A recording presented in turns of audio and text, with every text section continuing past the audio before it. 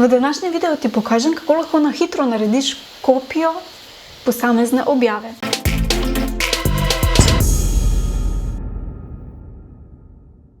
In sicer za to potrebuješ vtičnik, ki ga bomo najprej namestili.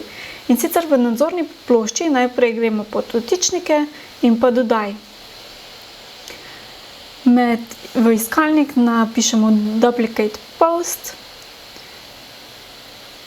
To je vtičnik, ki nam bo omogočil, da lahko dupliciramo oziroma torej naredimo kopijo posta. Namesti zdaj.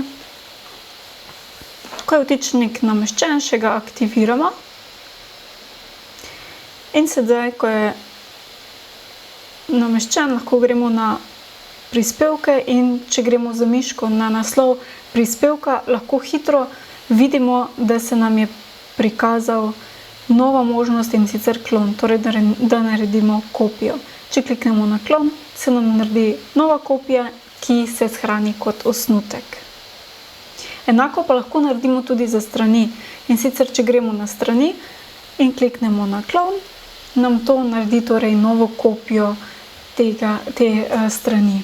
Zdaj, to pride zelo prav v primerih, kadar imamo zelo podobne recimo strani in želimo spremeniti samo neke malenkosti vsebine in lahko hitro naredimo torej kopijo in pri tem se že v bistvu kopirajo tudi kategorije, tagi, opisi, slike in vso besedilo, kar je res zelo uporabno, če je tega veliko.